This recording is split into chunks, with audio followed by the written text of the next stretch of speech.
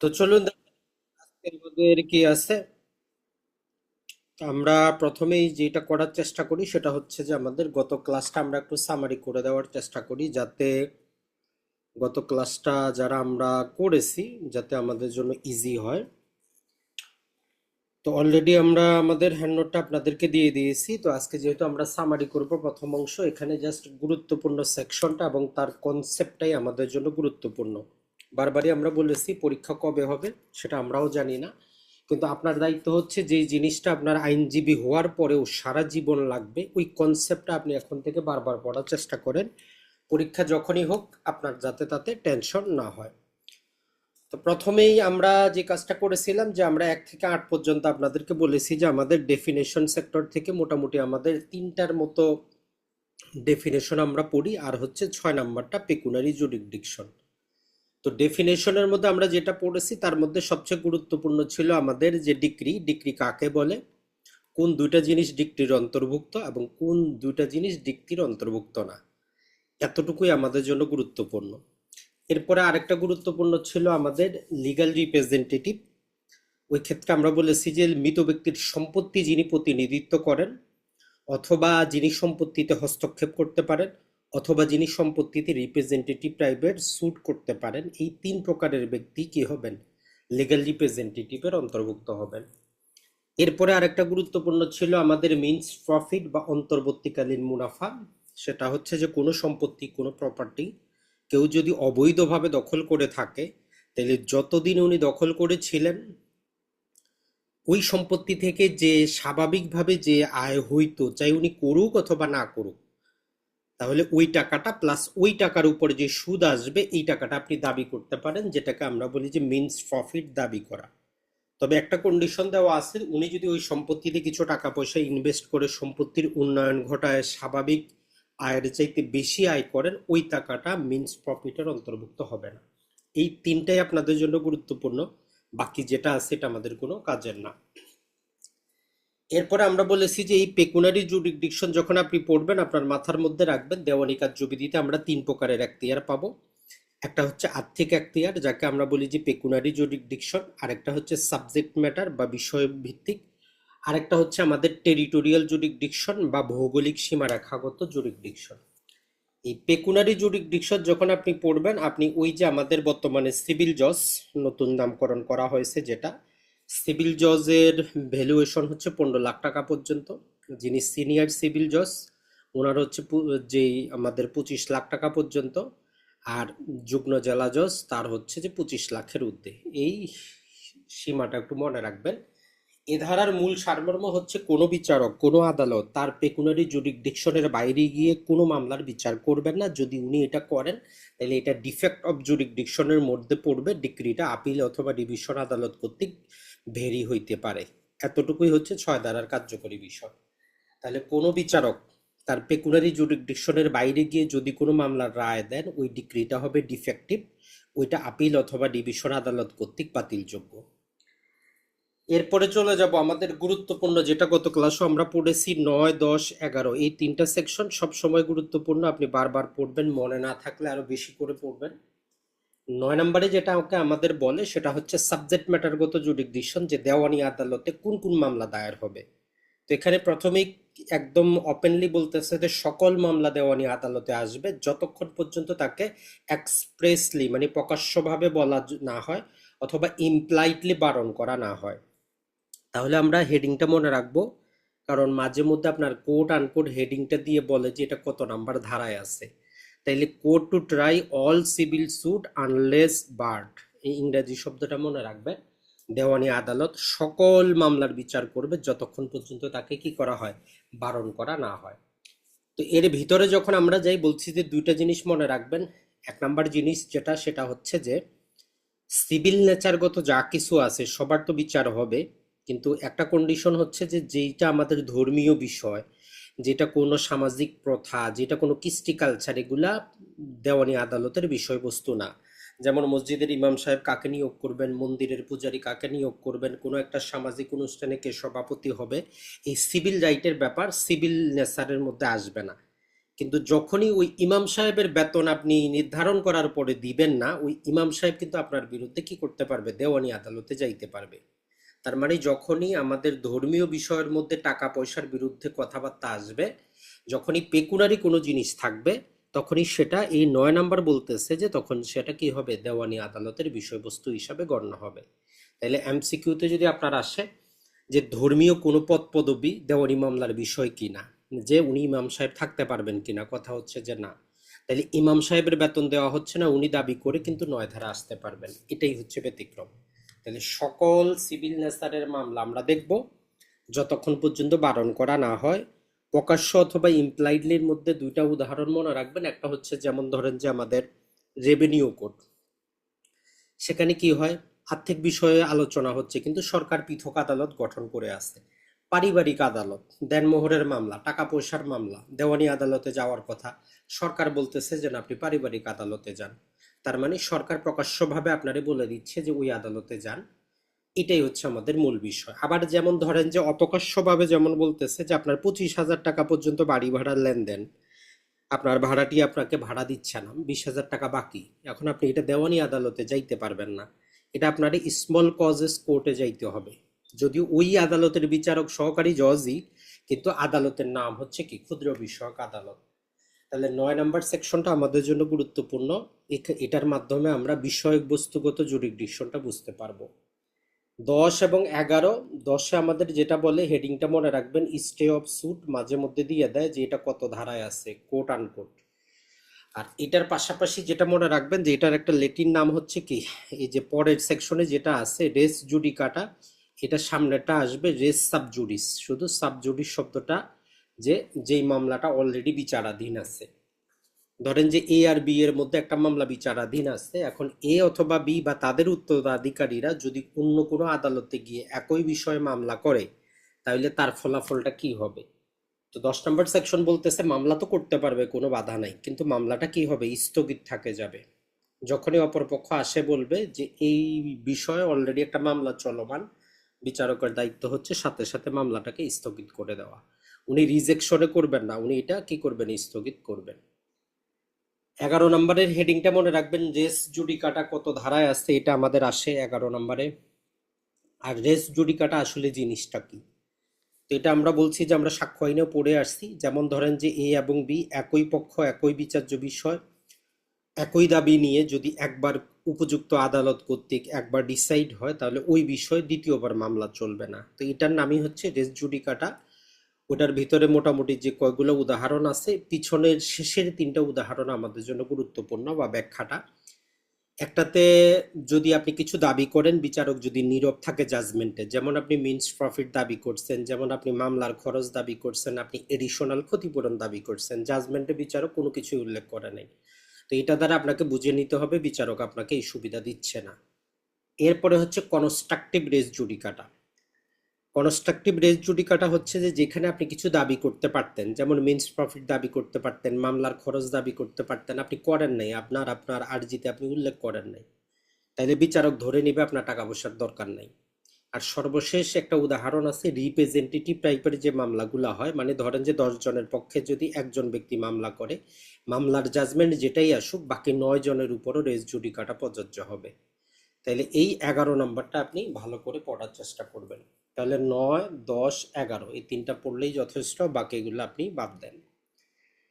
এরপরে সরাসরি চলে যাবেন 15 নম্বরে। 15 নম্বর বলতেছে যে এখন স্থানটা কোথায়। ধরেন যে আপনার জেলা শহরে আপনি গেলেন, 5টা বিচারকের পৃথক পৃথক আদালত আছে, এখন কার কাছে আপনি যাবেন।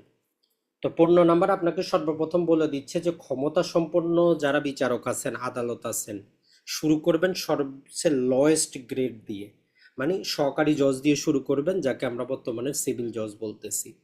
তো সিভিল জজের 15 লাখ, 15 বেশি হইলে সিনিয়রের কাছে যাবেন, সিনিয়রের বেশি হইলে যুগ্মের কাছে যাবেন। তো এইটাই বলতেছে যে 15 নম্বর সেকশন। 16 থেকে 20 এটা আলোচনা করে দেওয়ানি মামলাটা আপনি বিষয়বস্তুটার উপর নির্ভর করে কোথায় দায়ের করবেন। এগুলোর ভিতরে প্রতিটার ভিতরে উদাহরণ আছে। তো যেহেতু পরীক্ষা এখনো অনেক দূরে, আপনি উদাহরণ পড়লে মনে থাকবে না, জাস্ট আপনি সেকশনটার হেডিংটা মনে রাখবেন। 16 নম্বরে বিষয়বস্তু যেখানে, মানে সাবজেক্ট ম্যাটার যেখানে, মামলাটা সেখানে, একাধিক স্থানে হইলে যে কোনো এক জায়গায়, অনিশ্চয়তা থাকলে বিচারক অনিশ্চয়তার ডিক্লারেশন দিয়ে উনি গ্রহণ করবেন।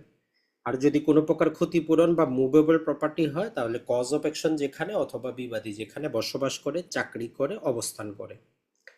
আর 20 নাম্বার বলতেছে যদি উপরের সেকশনগুলো কোনো মামলাকে কাভার না করে তাইলে আপনি কি করবেন, সর্ব অবস্থায় দেওয়ানি মামলা দায়ের হবে যেখানে কজ অফ অ্যাকশন অ্যারাইজ হবে। মানে আপনার বাসা ঢাকায়, গেছিলেন চট্টগ্রামে, একজনের সাথে বিরোধ হয়েছে, সে থাকে রাজশাহীতে, তাহলে মামলাটা হয় আপনাকে চট্টগ্রামে করতে হবে অথবা করতে হবে রাজশাহীতে, ঢাকায় কোনো মামলা চলবে না। তাহলে দেওয়ানি মামলা সবসময় মামলার স্থান যেখানে অথবা যার কাছ থেকে প্রতিকার চাচ্ছেন, বিবাদী যেখানে বসবাস করে, ব্যবসা করে, অবস্থান করে সেখানে। তো এই 16 থেকে 20 পর্যন্ত আপনি হেডিংটা সবসময় নিজের মতো আগে আয়ত্তে নেওয়ার চেষ্টা করবেন। পরবর্তীতে যখন পরীক্ষার ডেট হবে তখন ভিতরে একটু দুটো উদাহরণ দেখতে পারেন। 21 থেকে 23 এটা আমাদের দরকার নাই, সরাসরি চলে যাবেন 24 নম্বরে। একটা দেওয়ানি মামলা আমরা ট্রান্সফার করতে পারবো কিনা।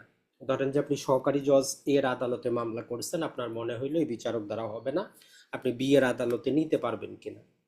এখানে কন্ডিশন হচ্ছে দুটা, যদি একই জেলা হয় তাহলে জেলা জজের কাছে আবেদন করবেন, যদি ভিন্ন জেলায় হয় তাহলে হাইকোর্ট ডিভিশন গিয়ে আবেদন করবেন যে মামলাটা ট্রান্সফার করার জন্য। আর এই সেকশনে একটা আছে মামলা তুলে নেওয়া, দেওয়ানি মামলা আপনি চাইলে তুলে নিতে পারেন, 24 ধারা আপনাকে সেই ক্ষমতাটা দেয়।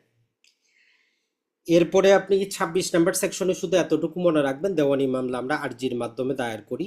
আর এখানে সাবসেকশন 2 যুক্ত করে দেওয়া হয়েছে যে এখন থেকে আর কি করতে হয় না, নর্মালি পূর্বে যেটা হইতো যারা সাক্ষী থাকতেন মৌখিকভাবে গিয়ে স্বাক্ষর দিতেন, যাকে আমরা এক্সামিনেশন ইন চিফ বলি, যেটা সাক্ষ্য আইনে আমরা পড়ে আসছি।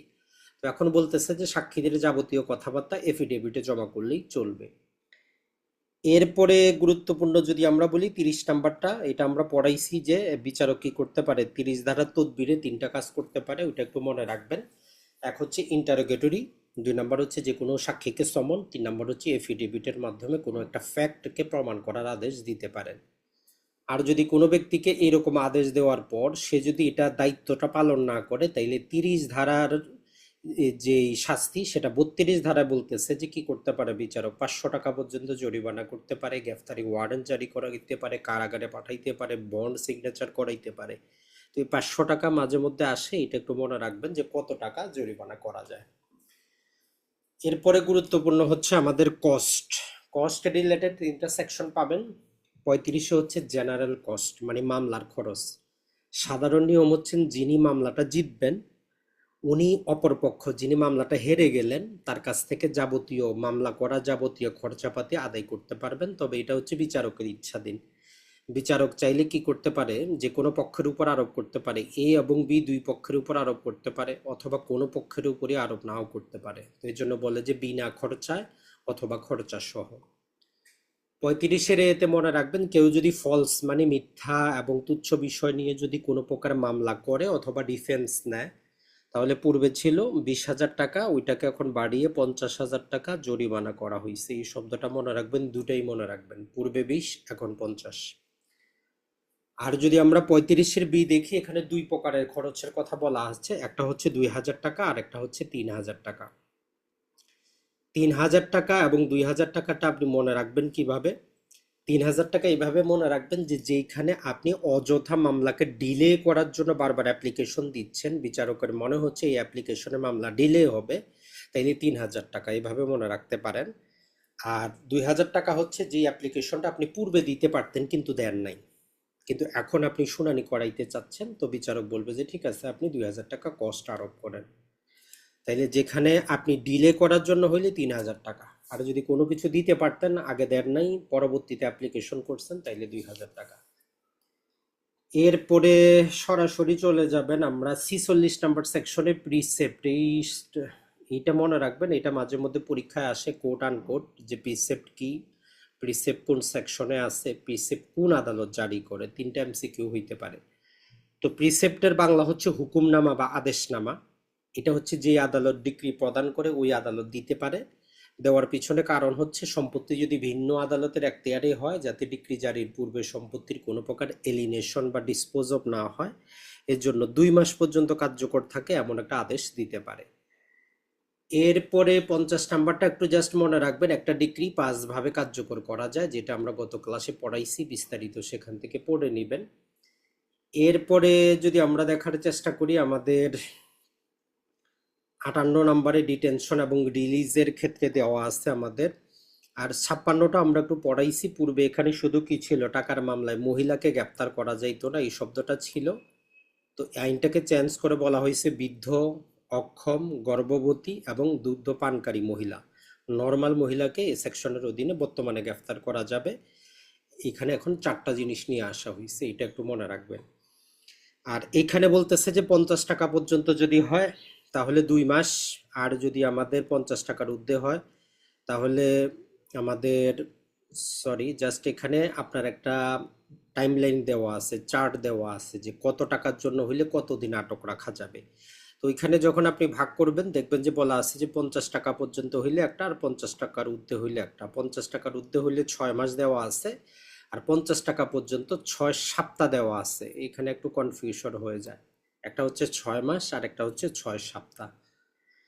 এরপরে সরাসরি চলে যাবেন 71 নম্বরে। কেউ যদি ডিক্রি জারিতে যদি বাধা দেয়, 74 নম্বরে ডিক্রি জারিতে বাধা দিলে তাকে 30 দিন পর্যন্ত দেওয়ানি কারাগারে রাখা যাবে। তো এটাই পরীক্ষায় আসে, অন্যগুলা আমাদের দরকার নাই।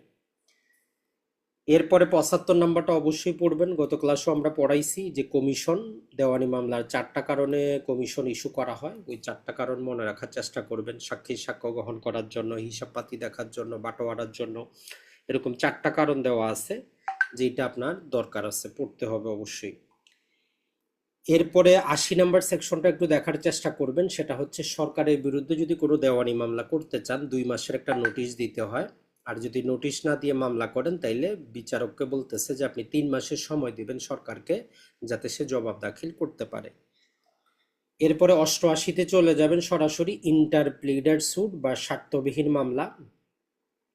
আমরা গত ক্লাসে পড়াইছি স্বার্থবিহীন মামলা হচ্ছে যেখানে যিনি মামলাটা করতেছেন তার কোনো দাবি নেই, তার দাবি হচ্ছে তার কাছে কোনো প্রপার্টি আছে, সম্পত্তি আছে, টাকা পয়সা আছে, উনি প্রকৃত দাবিদারকে দিতে চান। তো এটাই হচ্ছে আমাদের ইন্টারপ্লিডেড স্যুট। এরপরে আমরা এডিআর এ দেখেছি, টোটাল জিনিসটা হচ্ছে আমাদের এডিআর। মাঝে মধ্যে পরীক্ষা যদি আপনার এডিআর কত ধারা থেকে কত ধারা আলোচনা করা আছে এটা যদি আসে, তাইলে 89 থেকে নিয়ে পর্যন্ত টোটাল জিনিসটাই কিন্তু এডিআর। তাহলে যদি আপনার এমসিকিউতে আসে যে এডিআর কত ধারা থেকে কত ধারা আলোচনা করা হয়েছে, তাহলে 89 থেকে নিয়ে 89 পর্যন্ত টোটালগুলাই এডিআর। এডিআর মানে হচ্ছে বিকল্প বিরোধ নিষ্পত্তি, অল্টারনেটিভ ডিসপিউট রেজুলেশন। এর মধ্যে 2টা জিনিস পাবো, একটা হচ্ছে মিডিয়েশন মানে সমঝোতা, আর একটা হচ্ছে আরবিট্রেশন মানে সালিশ। মিডিয়েশন আর আরবিট্রেশনের বেসিক পার্থক্যটা বুঝে নেবেন। মিডিয়েশন আদালতের ভিতরেই হয়, আদালতে মামলাটা চালমান থাকে। আরবিট্রেশন আদালত মামলাটা তুলে দেয়, আর আদালতে যদি আরবিট্রেশন ফেল করে নতুন মামলা দায়ের করতে হয়, কিন্তু মিডিয়েশন ফেল করলে ওই স্তর থেকে মামলাটা কন্টিনিউ করে। তো এখানে আমরা গত ক্লাসে কিছু সময়সীমা আপনাদের পড়াইছিলাম যে 10 দিনে আপনারা মিডিয়েটর ঠিক করবেন, নাইলে পরবর্তী 7 দিনে আদালত আপনাদেরকে একজন মিডিয়েটর ঠিক করে দিবে। ওই মিডিয়েটরকে তারা 60 দিনের সময় দিবে আপনাদের কথাবার্তা শোনার জন্য, অতিরিক্ত সময় লাগলে আরও 30 দিন দিবে। আর আদালতে যখন আপোসনামা সাবমিট করা হবে 7 দিনের মধ্যে আদালত কি করবেন, জাজমেন্ট দিয়ে দিবেন, যাকে আমরা সোলে ডিক্রি, আপোস ডিক্রি, কনসেন্ট ডিক্রি বলে থাকি। এরপরে কথা হচ্ছে যে এই কোর্ট ফিটা আপনি দিয়েছিলেন 60 দিনের মধ্যে আপনাকে কি করবে, একটা সার্টিফিকেট ইস্যু করবে, যার মাধ্যমে আপনি কোর্ট ফিটা ফেরত পাবেন। আর গুরুত্বপূর্ণ বিষয় হচ্ছে এই ডিক্রির বিরুদ্ধে আমাদের কি করতে পারবো না, আমরা কোনো প্রকার আপিল করতে পারবো না, কোনো রিভিশন করতে পারবো না, প্রতিকার একটাই, রিভিউ দায়ের করা। আর আরবিট্রেশন ব্যাপারে কিছুই বলা নাই, বলতেছে যে সালিস আইন দ্বারা পরিচালিত হবে, এতটুকুই। তবে আরবিট্রেশনের ক্ষেত্রে এটা মনে রাখবেন, আরবিট্রেশনে যদি ফেল করে নতুন করে মামলা দায়ের করতে হবে। আর আপিল স্তরেও মিডিয়েশন করা যায়, কোনো সমস্যা নাই। এতটুকুই হচ্ছে এই 3টা সেকশন, বাকি 2টা আমাদের দরকার নেই।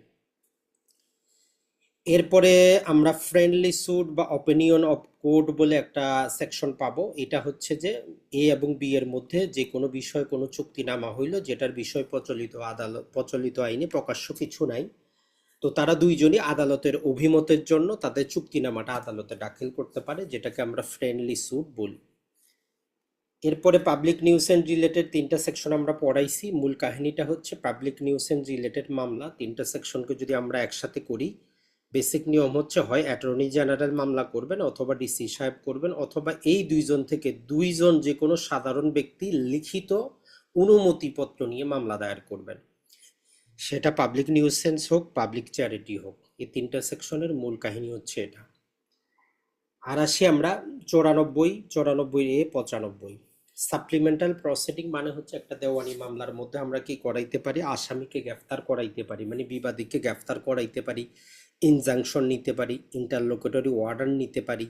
এই যে কাজগুলো আমরা করতে পারতেছি, এখানে মোটামুটি আমাদের 5 প্রকারের কাজের কথা উল্লেখ করা আছে।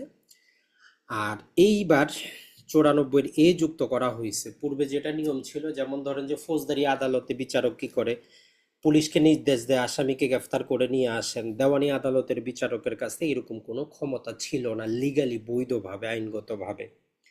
তো এইবার তাদেরকে ওই অর্ডারটা দেওয়া হয়েছে যে একটা যে কোনো প্রকারের দেওয়ানি মামলার আদেশ এক্সিকিউশন করার জন্য তারা যে কোনো পুলিশ হোক, নির্বাহী বিভাগ হোক, এদেরকে আদেশ দিতে পারবে যে এটা আপনি বাস্তবায়ন করে আমাকে রিপোর্ট দান করেন।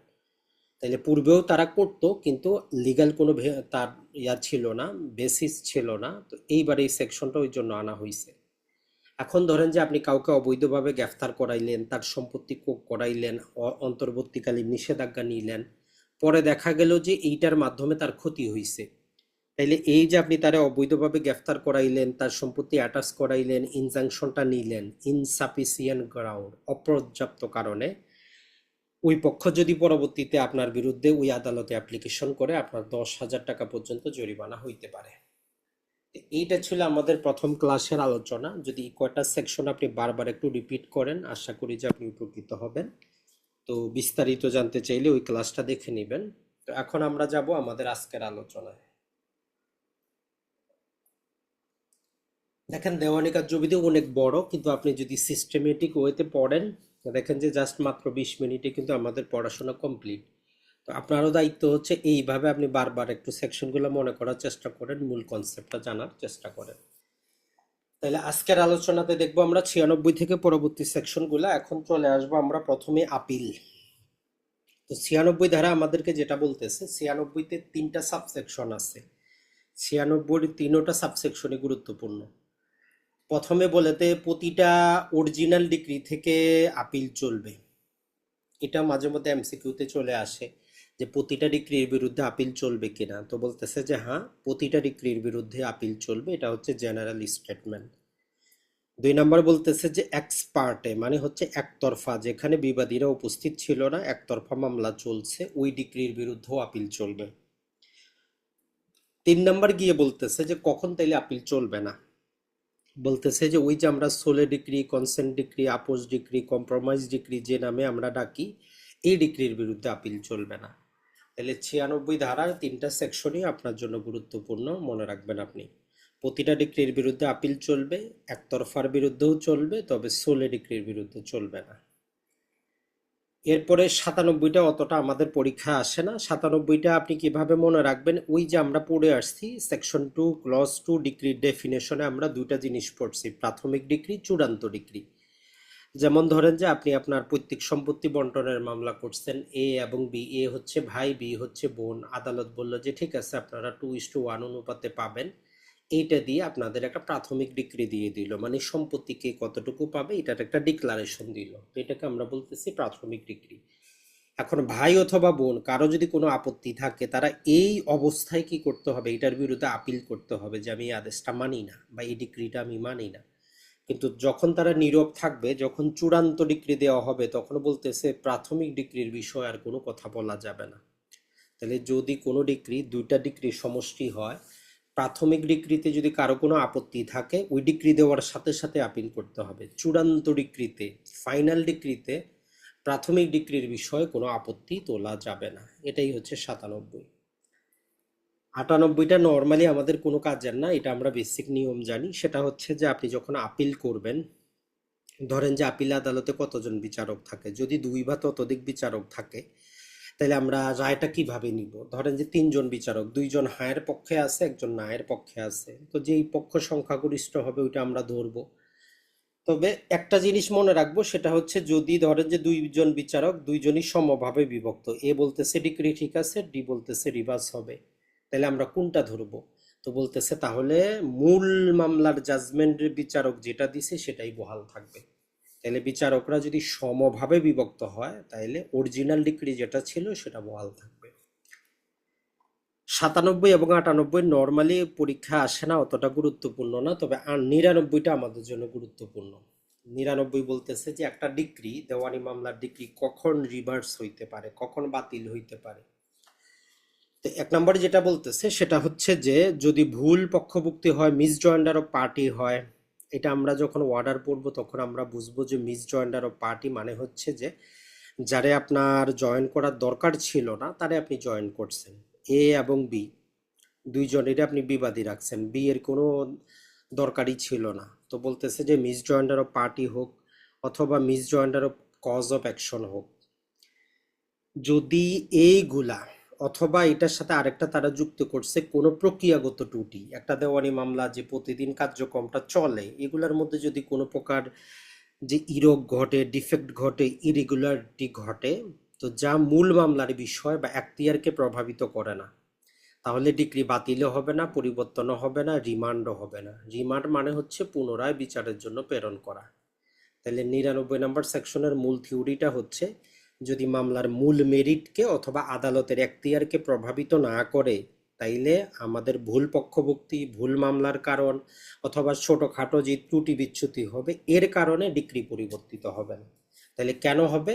যদি মামলার মেরিটকে প্রভাবিত করে অথবা আদালতের এখতিয়ারকে প্রভাবিত করে। যেমন আমরা বললাম যদি কোনো সহকারী জজ 16 লাখ লাখ টাকার মামলা দেখে জাজমেন্ট দিলে ওই ডিক্রিটা পরিবর্তিত হবে, কারণ ওইটা এখতিয়ারকে প্রভাবিত করে। তো 99 এই দুটা লাইনই মনে রাখবেন, মেরিট এবং এখতিয়ারকে প্রভাবিত না করলে যত ছোটখাটো ভুল ভ্রান্তি হোক দেওয়ানি মামলা ডিক্রি বাতিলও হবে না, পরিবর্তনও হবে না, রিমান্ডও হবে না।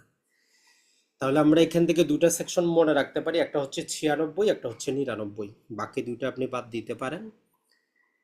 এরপরে চলে আসি আমরা আদেশের বিরুদ্ধে আপিল।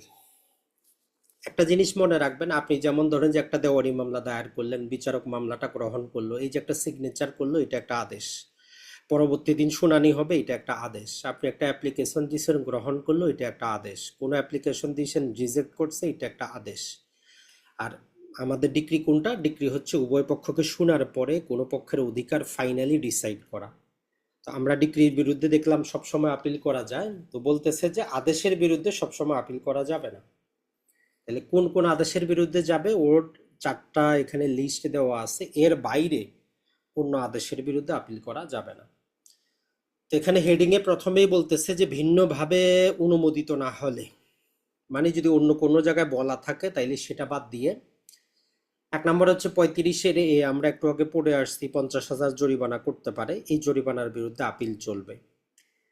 95-তে আমরা একটু আগে পড়ে আসলাম 10,000 টাকা কি করতে পারে, যদি কেউ নিষেধাজ্ঞা নেয়, কোক করে, গ্রেফতার করা, তাইলে যদি ভুল ভাবে নেয় তাইলে তার উপর আরোপ করা যাবে। আর হচ্ছে ডিক্রি জারি ছাড়া মামলার স্তরে যে কোনো প্রকার জরিমানা যদি কাউকে করে, কোনো ব্যক্তিকে যদি গ্রেফতারের আদেশ দেওয়া হয়, ওইগুলার বিরুদ্ধে আপিল চলবে। আর সর্বশেষ যেটা বলতেছে যে ওয়ার্ডার 43 যখন আমরা পড়বো এখানে লম্বা চড়া একটা লিস্ট দেওয়া আছে যে কোন কোন আদেশের বিরুদ্ধে আপিল করা যায়। তাহলে এই 4টা জিনিস আমরা মনে রাখবো যে এইগুলার বাইরে অন্য আদেশের বিরুদ্ধে আপিল চলবে না। তাহলে 35-এ 50,000, 95-এ 10,000, আর যে কোনো প্রকার জরিমানা অথবা আটক। আর 43 অর্ডারে উল্লেখিত অর্ডার ছাড়া বাকি কোথাও আপিল করা যাবে না। এখন যদি আমরা দেখার চেষ্টা করি 105-এ আরেকটু এক্সটেনশন নিয়ে বলতেছে যে আমরা তো বলে দিলাম কোথায় কোথায় আপিল করা যাবে না। এখন আপনি ধরেন যে একটা ডিক্রির বিরুদ্ধে কি করবেন, আপনি ডিক্রিটার বিরুদ্ধে আপিল করবেন, আদেশের বিরুদ্ধে না। তো ওইখানে একটা সুবিধা নিয়ে বলতেছে যে যখন আপনি চূড়ান্ত ডিক্রির বিরুদ্ধে কি করবেন, আপিল করবেন, ওই আপিলের গ্রাউন্ডগুলোর মধ্যে আদেশগুলো দেখাইতে পারেন। আপনি যখন একটা টোটাল মামলা জাজমেন্ট হওয়ার পরে যখন ডিক্রিটার বিরুদ্ধে আপিল করতে যাবেন, আপনারা তো আপিলে গ্রাউন্ড দেখাইতে হবে যে আপনি কোন গ্রাউন্ডে আপিল করতে চাচ্ছেন। তখন আপনি ওই যে আদেশ যেগুলো দেওয়া হয়েছিল দেখাইতে পারেন যে আদেশে ভুল ছিল, ডিফেক্ট ছিল, ইরেগুলারিটি ছিল, এইগুলা ডিক্রিকে প্রভাবিত করছে, এই ভিত্তিতে আপনি আদেশগুলোর বিরুদ্ধে আপিল করতে পারবেন, মানে ওই আপিলের গ্রাউন্ডে আদেশগুলো আনতে পারবেন। এটাই হচ্ছে পার্থক্য, আর কিছু না। এরপরে আমাদের জন্য গুরুত্বপূর্ণ হচ্ছে 107। এটাকে বলতেছে যে আপিল আদালতের ক্ষমতাটা কি, আচ্ছা একটা আপিল আদালত কি করতে পারে। তো এখানে প্রথমেই বলতেছে যে আপিল আদালত মামলাটার চূড়ান্ত নিষ্পত্তি করবে, ফাইনাল ডিসপোজ অফ করবে, এরপরে আর কোথাও যাবে না। 2 নম্বর হচ্ছে মামলাটা রিমান্ড করতে পারবে, মানে আবার ওই সহকারী জজ আদালতে, যেই আদালতে বিচার হয়েছিল তার কাছে পাঠাইতে পারবে যে আপনি আবার বিচার করেন। তাইলে দেওয়ানি মামলায় রিমান্ড মানে হচ্ছে মামলাটা কি করা, পুনরায় বিচারের জন্য পাঠানো। আপিল আদালত কি করতে পারে, নতুন ইস্যু তৈরি করে দিতে পারে এবং বিচারের জন্য পাঠাইতে পারে। আর অতিরিক্ত সাক্ষ্য গ্রহণ নিজে করতে পারে অথবা গ্রহণের আদেশ দিতে পারে। তাইলে এই 4টা কাজ আপিল আদালত করতে পারে। অথবা আমরা ভিন্নভাবে যদি পড়ি, সেটা বলতে পারেন যে আপনি 1 নম্বরে বিচারিক আদালত যা কিছু করতে পারে, যত ক্ষমতা প্রয়োগ করতে পারে, সকল ক্ষমতা আপিল আদালত করতে পারে, এর অতিরিক্ত হিসাবে 4টা কাজ করতে পারে। তাহলে আপনার জন্য বোঝা সহজ হবে। বিচারিক আদালত যা করতে পারে আপিল আদালত তা করতে পারে, পাশাপাশি 4টা কাজ অতিরিক্ত করতে পারে: মামলার চূড়ান্ত নিষ্পত্তি, মোকদ্দমা রিমান্ড, নতুন ইস্যু গঠন এবং বিচারের জন্য প্রেরণ এবং অতিরিক্ত সাক্ষ্য গ্রহণ। এই 4টা একটু মনে রাখবেন, মাঝে মধ্যে এটা আপনার চলে আসে। এরপরে 109 থেকে 12 এটা আপনার দরকার নেই, এটা পরীক্ষা আসে না, চলে যাবেন সরাসরি 114তে রিভিউ। রেফারেন্সটাও আমাদের আসে না, তারপরে জাস্ট রেফারেন্সের ব্যাপারে 1 লাইনে মনে রাখতে পারেন। রেফারেন্সটা আমাদের ফৌজদারি মামলায় পূর্বে ছিল, ওটাও বাতিল করা হয়েছে, দেওয়ানি মামলায় শুধুমাত্র আমাদের শোপিস হিসাবে আছে। রেফারেন্স বলতেছে যদি কোনো বিষয়ে বর্তমানে প্রচলিত কোনো আইন না থাকে, উচ্চ আদালতের কোনো জাজমেন্ট না থাকে, ওই বিষয়ে যখন কোনো একটা মামলা দায়ের হবে, তখন চাইলে কোনো পক্ষ আবেদন করলে অথবা আদালত, যে আদালত বিচার করতেছে ওই আদালত নিজে থেকে হাইকোর্টের পরামর্শ চাইতে পারে। এই পরামর্শ চাওয়ার মেইন কারণটা হচ্ছে আমাদের যারা সাবঅর্ডিনেট কোর্ট আছে, জেলা জজ আছে, এরা কোনো প্রকার আইনের ব্যাখ্যা বিশ্লেষণ করার ক্ষমতা রাখে না, সেটা দেওয়ানি হোক আর ফৌজদারি হোক। মানে আইন যেভাবে বলছে সেভাবেই তারা বিচার করতে পারে, নিজের মাথা অতিরিক্ত কিছু বলতে পারে না সেখানে। কিন্তু হাইকোর্ট কি করতে পারে, আইনের ব্যাখ্যা করতে পারে, যে যারা আইন তৈরি করছে তারা কি বুঝাইতে চাইছে, ওইটার উপর ভিত্তি করে আইনের বাইরে গিয়েও জাজমেন্ট দিতে পারে। তো যেহেতু প্রচলিত আইনের মধ্যে নাই, কোনো আদালতের জাজমেন্ট নাই, তখন বিচারক চাইলে কি করতে পারে, ওই মামলাটার বিষয়ে হাইকোর্টের মতামত চাইতে পারে। এটা যদি আমরা একটা বাস্তব উদাহরণ দিই তাহলে আপনার বুঝে আসবে। যেমন ধরেন যে আমাদের বাংলাদেশে একটা কি আছে, মুসলিম পারিবারিক অধ্যাদেশ আছে। বাস্তবে ধরেন যে আপনার বাবা অথবা মা, যদি আপনার দাদা অথবা দাদি অথবা নানা নানির পূর্বে মারা যায়, নর্মালি আপনার বাবা যেহেতু মারা গেছে বা মা যেহেতু পূর্বে মারা গেছে, এই জন্য আপনি সম্পত্তি পান না। কিন্তু আইনটা করে বলা হয়েছে যে না, যখন আপনার বাবা অথবা মা পূর্বে মারা গেলেও যেই দিন আপনার দাদা দাদি বা নানা নানির সম্পত্তি বন্টন হবে, আমরা ধরে নিব যে আপনার বাবা বা মা জীবিত আছে। তো আপনার বাবা জীবিত থাকলে যতটুকু পাইতেন আপনিও ততটুকু পাবেন। এখন এতটুকু বলে আইনটা শেষ, আর কিছু বলে নাই। এখন সমস্যা হইছে, ধরেন যে আপনারা 2 ভাই, আপনার বাবার আপনারা 2 ছেলে, তো স্বাভাবিকভাবে কি করবেন, আপনারা সমান সমান ভাগ করে নেবেন, 50% আপনি নেবেন, 50% আপনার ভাই নিবে। কিন্তু সমস্যা বাধে কখন, যখন আপনি আর আপনার বোন আছেন। এখন ধরেন যে কি হয়েছে, আপনি কি জানেন, ভাই সবসময় বোনের দ্বিগুণ পাবে। এখন এই বাবার অংশ আপনি 100 টাকা পাইছেন, আনার পরে আপনি বোনকে কি করছেন, তার 2:1 অনুপাতে দিচ্ছেন। এখন বোন যদি বলে যে না, এটা তো আমি স্বাভাবিক ইসলামিক ফারায়েজ বন্টনে পাচ্ছি না, আমি তো এটা স্পেশাল আইনে পাচ্ছি, তো আমিও 50% পাবো, এই দাবি যদি সে করে, এখন বিচারকের কাছে কোনো প্রকার আইন নাই যে সে একটা রায় দিতে পারবে, সে তখন হাইকোর্টের কাছে যাবে যে এই বিষয়ে আপনি কি বলতে চান। অথবা যেটা হয়, দেখা গেল যে আপনারা শুধুমাত্র বোন, কোনো ভাই নেই। তো স্বাভাবিকভাবে আমরা কি জানি, মৃত ব্যক্তির যদি শুধুমাত্র মেয়ে সন্তান থাকে সে 50% পায়, বাকিরা অন্যজন পায়। এখন এই আইনের কারণে বলছিল যে আপনার বাবা জীবিত থাকলে যতটুকু পাবেন আপনিও ততটুকু পাবেন। এখন আপনার চাচা এসে বলতেছে মেয়েরা তো 50% পাবে, 100% তো পাবে না, বাকি 50% আমি পাবো। এখন যদি আপনার চাচা মামলা দায়ের করতে চায়, সহকারী জজের কাছে কিচ্ছু করার নাই, তার কাছে কোনো আইন নাই, কোনো জাজমেন্ট নাই, তখন সে হাইকোর্টের কাছে রেফারেন্স চাবে যে এইটা আমি এখন কি করতে পারি। তখন হাইকোর্ট যেটা রায় দেয় সেটাই হবে। এটাই হচ্ছে রেফারেন্স, মানে হচ্ছে যে যেটার ব্যাপারে প্রচলিত কোনো আইন নাই, প্রচলিত কোনো আদালতের জাজমেন্ট নাই, ওই ব্যাপারে পরামর্শ চাওয়া। তাহলে রেফারেন্স সবসময় হাইকোর্টে হবে, এটা মনে রাখবেন। 113 নম্বর সেকশন এবং 46 নম্বর হচ্ছে আমাদের ওয়ার্ডার, এই দুটো একসাথে মনে রাখবেন, তাহলে যথেষ্ট। এরপরে চলে আসি আমরা রিভিউ, সরাসরি সেকশন নাম্বারটাই চাই এবং ওয়ার্ডার নাম্বারটা চাই। সেকশন নাম্বার 114 এবং ওয়ার্ডার নাম্বার 47-এ রিভিউ রিলেটেড আলোচনা করা আছে। মূলত তিনটা কারণে রিভিউ হয়, যদিও এর বাইরেও আরও রিভিউ হয়। এক নম্বর বলতেছে যে যেখানে আপিল করা যায়, আপনি আপিল করেন নাই তাহলে রিভিউ করতে পারবেন, তবে দুইটা একসাথে করা যাবে না, আপিল করলে রিভিউ চলবে না। দুই নম্বর হচ্ছে যেখানে আপনার আপিলের অধিকার নাই, একটু আগে আমরা পড়ে আসলাম সোলে ডিক্রির বিরুদ্ধে আপিল করার সুযোগ নাই, রিভিশন করার সুযোগ নাই, তো আপনি কি করবেন? এই যে 2 নম্বর বলতেছে আপিল করার অধিকার নাই, তাহলে রিভিউ করেন। আর একটা হচ্ছে ক্ষুদ্র বিষয়ক আদালত, স্মল কজেস কোর্ট যেগুলো আছে, এগুলার সিদ্ধান্তের বিরুদ্ধে আপনি কি করতে পারবেন? রিভিউ করতে পারবেন। এই তিনটা মনে রাখবেন, এটাই গুরুত্বপূর্ণ। এখন চলে আসি রিভিশন। তো এই 2003 সালের পূর্বে দেওয়ানি রিভিশন সবসময় হাইকোর্টে করা হইতো। 2003 সালে আমাদের জেলা জজকেও ক্ষমতা দেওয়া হয়েছে যে দেওয়ানি রিভিশন শোনার জন্য। পূর্বে রিভিশন মানেই ছিল হাইকোর্ট, বর্তমানে রিভিশন মানে হাইকোর্ট না, রিভিশন আমরা জেলা জজও করাইতে পারি। তো এইখানে যে জিনিসটা আসবে, একটা জিনিস মনে রাখার চেষ্টা করবেন, এখানে মূলত আমাদের টোটাল 4টা সাবসেকশনে বিভক্ত 115টা। এখানে আপনি একটা জিনিস আগে বুঝবেন, ডিক্রি, না হলে টোটাল জিনিসটা ভিতরে পড়লে কিছুই বুঝবেন না।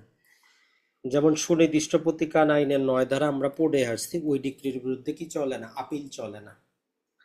ওই ডিক্রির বিরুদ্ধে কি চলে না? আপিল চলে না। তাইলে যদি কোনো ডিক্রির বিরুদ্ধে আপিল না চলে, আপনি যদি রিভিশন দায়ের করতে চান, আপনি তো বলবেন যে ভাই আমি তাহলে জেলা জজের কাছে রিভিশনটা করব। তো এখানে 1 নাম্বার বাধা হচ্ছে যে এখানে বলতেছে যে না, যেই ডিক্রির বিরুদ্ধে আপিল চলে না, ও যদি ওই ডিক্রির বিরুদ্ধে রিভিশন করতে চান, তাইলে সব সময় হাইকোর্টেই করতে হবে। এটা আপনি পৃথক করে লিখে রাখেন। তাহলে যেই ডিক্রির বিরুদ্ধে আপিল চলে না, ওই ডিক্রির বিরুদ্ধে রিভিশন সবসময় হাইকোর্টে হবে, জেলা জজে হবে না। তাহলে জেলা জজে কোনগুলা হবে? জেলা জজে শুধুমাত্র ওয়ার্ডার যেগুলো আছে, ওই অর্ডারগুলোর বিরুদ্ধে আপনি কি করবেন? রিভিশন দায়ের করবেন। সহজ কথা এটা। তাইলে আপনার সবসময় মনে থাকবে যে ডিক্রি হইলে চলে যাবেন হাইকোর্টে, অর্ডার হইলে চলে যাবেন আপনি জেলা জজের কাছে। আর এইখানে আমাদের আরেকটা জিনিস গুরুত্বপূর্ণ, সেটা হচ্ছে লিভ টু রিভিশন। একটা অর্ডারের বিরুদ্ধে আপনি কি করছেন, ধরেন যে আমাদের যারা সিভিল জজ আছেন তারা একটা আদেশ দিল, আপনি গেলেন জেলা জজের কাছে রিভিশন, জেলা জজ একটা ওই রিভিশনের বিরুদ্ধে একটা আদেশ দিল, এখন আপনি চাচ্ছেন সংক্ষুব্ধ, তো আপনি হাইকোর্টে গিয়ে কি করতে পারবেন? প্রথমে লিভ টু রিভিশন চাবেন, যে আপনি জেলা জজের কাছে রিভিশন করছিলেন, উনি এই জাজমেন্ট দিছে, আপনি সংক্ষুব্ধ, আপনি হাইকোর্টকে শোনাইতে চান আপনার কথা। তো তখন যদি হাইকোর্ট আপনার লিভ টু রিভিশন মঞ্জুর করে, তাইলে এটা দ্বিতীয় রিভিশন আপনি বলতে পারেন, যে 115 সাবসেকশন 4 আপনাকে দুইবার রিভিশনের সুযোগ দেয়। একটা হচ্ছে যে আপনি জেলা জজের কাছে যে রিভিশন করেছিলেন, ওই আদেশে যদি সংক্ষুব্ধ হন, তাহলে ওই সংক্ষুব্ধের কারণটা হাইকোর্টে শুনাইতে চাওয়ার যে অ্যাপ্লিকেশন, সেটাই হচ্ছে লিভ টু রিভিশন। তাহলে 115-র মধ্যে আমরা তিনটা জিনিস পাবো। একটা হচ্ছে প্রতিটা ডিক্রি যেটা আপিলযোগ্য না, তাইলে আমরা হাইকোর্টে চলে যাব। আরেকটা হচ্ছে যেগুলো অর্ডার আপিলযোগ্য না, রিভিশন করবেন জেলা জজে, করেন, কোনো সমস্যা নেই। আর সর্বশেষ হচ্ছে লিভ টু রিভিশন। এখন চলে যাই আমরা, সেটা হচ্ছে যে 122। এই যে সিপিসি আমরা যেদিন পড়তেছিলাম, আমরা বলছি যে দুইটা জিনিস আছে, একটা আছে কি সেকশন আছে, আরেকটা হচ্ছে আমাদের ওয়ার্ডার। সেকশনগুলো সংসদে পাশ করতে হয় অথবা অর্ডিন্যান্স জারি করতে হয় যদি নতুন করে চেঞ্জ করতে হয়। কিন্তু যে অর্ডারগুলো আমরা পড়বো, ওই অর্ডারগুলো সংসদের দরকার নাই। ওই অর্ডারগুলো কি করতে পারে? সুপ্রিম কোর্ট কমিটি তৈরি করতে পারে, তারা পরিবর্ধন করতে পারে, সংসদে যাওয়ার দরকার হয় না। তো এই জন্য প্রথমেই বলতেছে যে 122 নাম্বার কি করতে পারে? সুপ্রিম কোর্ট এই যে আমাদের দেওয়ানি কার্যবিধির যে আদেশগুলো আছে, এগুলোর ভিতরে যে রুলসগুলো আছে, এগুলো তৈরি করতে পারে, পরিবর্তন করতে পারে, বাতিল করতে পারে। এটা এমসিকিউতে আসে যে কত ধারার ক্ষমতা বলে সুপ্রিম কোর্ট রুলস তৈরি করে, তাইলে 122 ধারার ক্ষমতা বলে। এখন এই যে কমিটিটা তারা তৈরি করে, রুলসগুলা তৈরি করা, পরিবর্তন করা, বাতিল করার জন্য, এখানে 6 জন ব্যক্তি থাকেন। এদের নামটা মাঝে মধ্যে আসে, একটু মনে রাখতে পারেন যদি চান। 3 জন থাকবেন সুপ্রিম কোর্টের বিচারক থাকবেন, 2 জন থাকবেন অ্যাডভোকেট, আর একজন হচ্ছেন আমাদের সাবঅর্ডিনেট যে সিভিল আদালতের যে কোনো বিচারক। তাহলে তিনজন আমাদের হাইকোর্টের বিচারক, একজন হচ্ছেন ওয়ান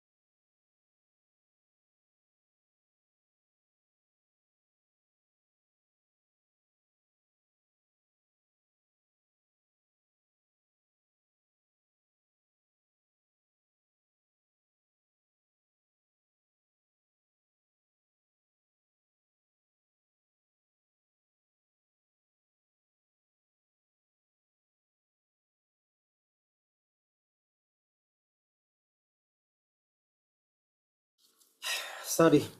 তো আমরা যেটা পড়তেছিলাম সেটা হচ্ছে যে আমাদের দেওয়ানি কার্যবিধিতে যে রুলস গুলা আছে এগুলো 122 ধারার ক্ষমতা বলে সুপ্রিম কোর্ট কি করতে পারে, পরিবর্তন করতে পারে, তৈরি করতে পারে। এখন এগুলো তৈরি করার জন্য তারা একটা কমিটি তৈরি করে, যেখানে 6 সদস্য বিশিষ্ট কমিটি থাকে। তো এদের মধ্যে 3জন থাকেন সুপ্রিম কোর্টের বিচারক, 2জন অ্যাডভোকেট, একজন হচ্ছেন সাবঅর্ডিনেট কোর্টের বিচারক। আবার এই যে 3জন বিচারক থাকেন এদের মধ্যে আবার একটা কন্ডিশন দেওয়া আছে। নর্মালি যারা হাইকোর্টের বিচারক নিয়োগ হন দুই জায়গা থেকে নিয়োগ হন। একটা হচ্ছে যারা হাইকোর্টে অ্যাডভোকেট আছে এদের কাছ থেকে, আর একটা হচ্ছে যারা সাবঅর্ডিনেট কোর্টের জেলা জজ অথবা অতিরিক্ত জেলা জজ ছিল এরকম ব্যক্তিদেরকে সরকার নিয়োগ দেয়। তো এখানে একটা কন্ডিশন দিছে যে একজন, ওই 3জনের মধ্যে একজন এমন বিচারক থাকবেন যিনি জেলা জজ ছিলেন, এইরকম কন্ডিশন দেওয়া আছে। তাহলে এই 123টা আমরা মনে রাখবো। এরপরে যদি আমরা চলে যাই আমাদের জন্য গুরুত্বপূর্ণ 144, বাকিগুলো আমাদের কোনো কাজের না, সেটা হচ্ছে রেস্টিটিউশন বা প্রত্যর্পণ। এটা সরাসরি সেকশন নাম্বার আপনাকে জিজ্ঞেস করে কত নাম্বার সেকশনে আসে। তাহলে রেস্টিটিউশন জিনিসটা কি, আমরা যেটা পূর্বেই বলেছি যে যেমন ধরেন যে আপনি কি করলেন, সিভিল জজ আদালতে মামলা করছে, করে আপনি কিছু একটা রায় পাইলেন, ডিক্রি পাইলেন, টাকা পয়সা আদালত আপনার অনুকূলে দিল, আর বাস্তবে আপনি সেটা গ্রহণ করছেন। তো বিবাদী পার্টি চলে গেল আপিল আদালতে, আপিল আদালত কি করলো, ডিক্রিটা রিভার্স করে দিল, মানে আপনি হেরে গেলেন। এখন আপনার কাছে যে জিনিসপত্রগুলো এসেছে এগুলো অপরপক্ষ নেওয়ার জন্য তো সে আদালতে অ্যাপ্লিকেশন দিবে, ওই অ্যাপ্লিকেশনের নামই হচ্ছে রেস্টিটিউশন, প্রত্যর্পণ। সেখানে তার পৃথক করে ডিক্রি জারি করাইতে হবে না। তাইলে রায়ের পরিবর্তনের ফলে পক্ষ যা পাওয়ার যোগ্য হয় তার আবেদন পেলে আদালত পূর্বের অবস্থায় ফিরে আনার নামই হচ্ছে রেস্টিটিউশন। এটা লিখিত পরীক্ষারও আপনার একটা প্রশ্ন হয় যে রেস্টিটিউশন কাকে বলে। তাইলে উচ্চ আদালতের রায়ের ফলে যদি ডিক্রির পরিবর্তন ঘটে তাইলে যেই পক্ষ যেটা পাওয়ার অধিকারী তার যে অ্যাপ্লিকেশন, তার উপর ভিত্তি করে বিচারক যেই কাজটা করেন সেটাই হচ্ছে রেস্টিটিউশন বা প্রত্যর্পণ। যেমন মামলার খরচ হইতে পারে, সুদ হইতে পারে, কোনো ক্ষতিপূরণ হইতে পারে, মিন্স প্রফিট হইতে পারে, এই জিনিসগুলা। আর এই রেস্টিটিউশন না করে আপনি নতুন মামলা করতে পারবেন না, মানে নতুন কোনো অ্যাপ্লিকেশন দিতে পারবেন না যে আমার এটা লাগবে, আমার ওইটা লাগবে। বলতেছে আপনি ওই আদালতে একটা অ্যাপ্লিকেশন দেন যেই আদালতে আপনি মামলাটা দায়ের করেছিলেন। এরপরে 148 হচ্ছে সময় বৃদ্ধি। নর্মালি দেওয়ানি মামলায় আমরা যেমন তামাদি আইনে জানি ওইখানেও সময়সীমা দেওয়া আছে। পাশাপাশি আমাদের দেওয়ানি কার্যবিধিতে প্রতিটা জিনিসের সময়সীমা দেওয়া আছে। যেমন ধরেন যে জবাব দাখিলে 30 দিন, অতিরিক্ত চাইলে আরো 30 দিন। কিন্তু এই 148 বলে যে দেওয়ানি কার্যবিধি আর হোক আর যত জায়গায় হোক, যত জায়গায় যত সময়সীমা দেওয়া আছে, প্রসিডিং এর ক্ষেত্রে বিচারক চাইলে এই সময়সীমার বাইরে গিয়েও তার স্বেচ্ছাধীন ক্ষমতায় সময়সীমা বর্ধিত করতে পারে। যেমন আপনি 30 দিনে জবাব দেন নাই, আরো 30 দিন সময় পাইছেন, এখন আপনি কোন সেকশনের অধীনে সময় চাবেন? আপনার কাছে তো কোনো সময় নাই, সময় চাওয়ার অধিকার নাই। তো 148 বলে যে আপনি 148-এর অধীনে দরখাস্ত দেন, বিচারক আপনার জবাব দাখিলের সময়সীমাটা আরো বাড়িয়ে দিতে পারে। 149, বিচারক মামলা চলমান যে কোনো অবস্থায় যদি মনে করে কোর্ট ফি পর্যাপ্ত হয় নাই, আপনার কাছ থেকে আদায় করা দরকার, আপনারা আদেশ দিতে পারে যে কোর্ট ফি পরিশোধ করেন। এরপরে যদি আমরা দেখি 151টা, এইটা আমাদের জন্য গুরুত্বপূর্ণ, সেটা হচ্ছে ইনহেরেন্ট ক্ষমতা, আদালতের অন্তর্নিহিত ক্ষমতা কত নাম্বার সেকশনে আছে, এটা বারবারই আসে। আর একই জিনিসটা আমরা সিআরপিসি যখন পড়বো, সিআরপিসির 561-র এতে পাবো। দেওয়ানি আর ফৌজদারি আদালতের অন্তর্নিহিত ক্ষমতার মধ্যে শুধু একটাই পার্থক্য, ফৌজদারি আদালতটা শুধু হাইকোর্ট প্রয়োগ করতে পারে, দেওয়ানি আদালতটা যে কোনো বিচারক প্রয়োগ করতে পারে।